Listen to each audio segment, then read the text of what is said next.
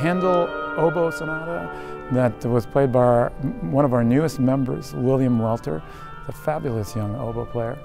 And I have to give a tip of the hat to our pianist, Mio Nakamura, who has been such a champion to us to join us in this concert and in many concerts throughout the city.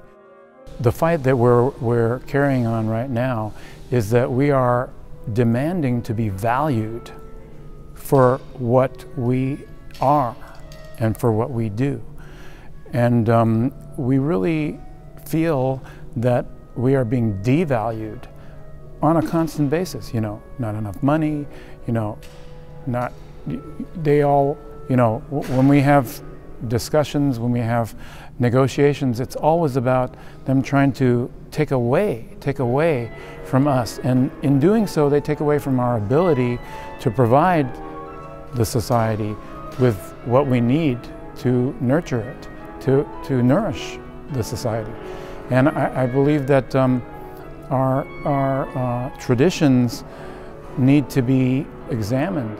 When I joined in 1977, we were clearly the leaders in all aspects of conditions, compensation, pension benefits, and of course artistic quality. And our music director at the time, Sir George Schulte, would always come to us and give us a pep talk, and he'd say, "My dears, we must maintain our standard, and we must raise our standard. This is a very difficult thing, but we must do it, my dears."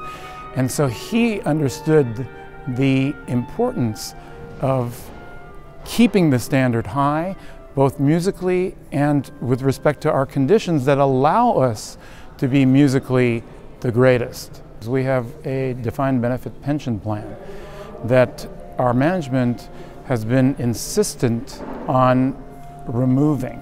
What we can just deduce from that is that they don't really care about the money issue. I believe, and it is becoming increasingly clear, that this is an ideological agenda of certain elements in our board of trustees. And these are untrustworthy elements, and they have no place in the board of trustees of an arts organization, and certainly not in our arts organization, which is sort of a cultural jewel of our city and our country and our world, you know, I dare say. So it's really seems to be a class warfare, and we will not accept that. Our current music director, Maestro Muti, has implored the public and the trustees and everybody, stay close to your orchestra, nurture them, be close to them, help them be the best that they can be.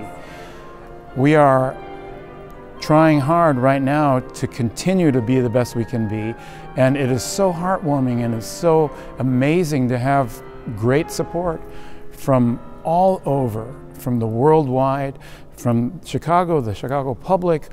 And if there's a silver lining to this terrible cloud, it is that it has brought us even closer together as a unit, the Chicago Symphony members, the musicians. It has given us greater solidarity.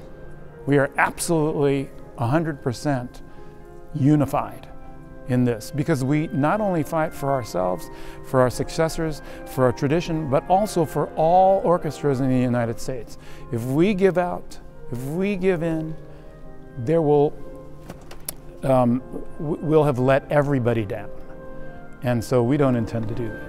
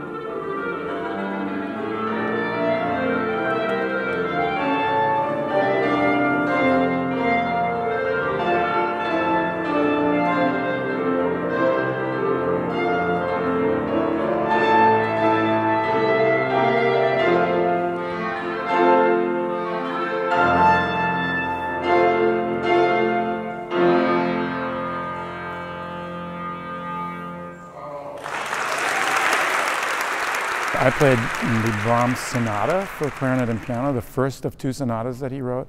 They were the last instrumental pieces that Brahms wrote, and they're both autumnal in their beauty and also very optimistic in the end. So that sort of encapsulates the emotion that we feel today.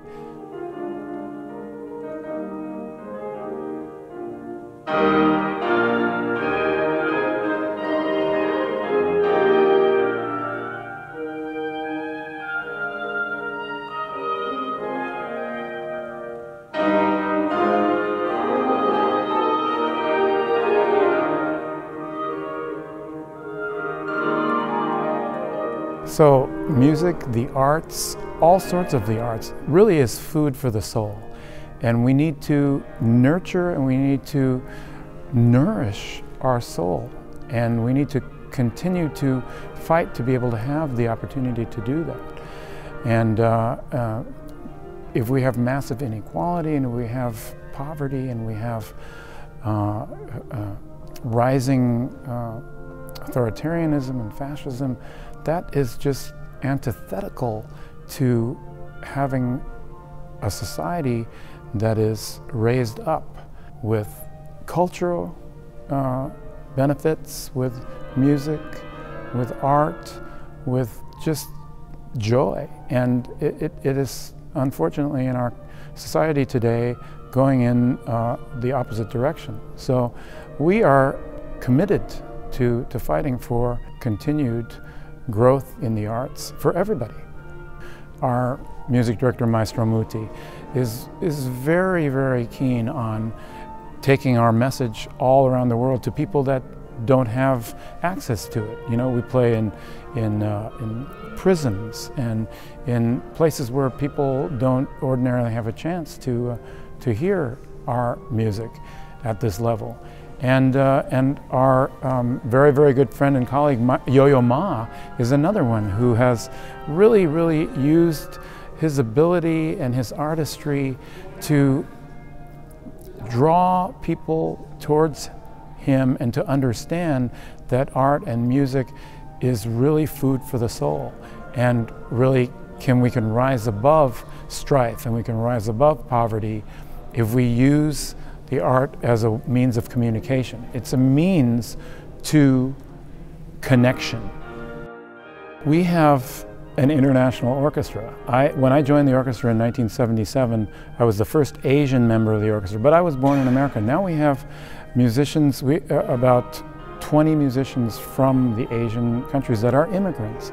We have immigrants from all over Europe, from Eastern Europe, from South America, from Scandinavia. We have people that have come and joined our orchestra from all corners of the world. So we are an international group of musicians. And to devalue anybody because they didn't happen to be born in America is just simply antithetical to just common sense. And so we reject the notion that immigrants should be devalued in any way, and we will continue to stand up for that.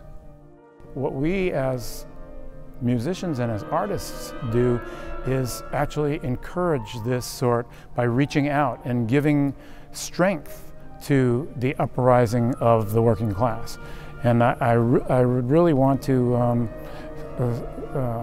emphasize that we are with the working people.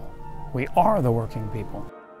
We played Mozart, which is always happy music, and the Mozart quintet that we played actually is reputed to be Mozart's favorite piece.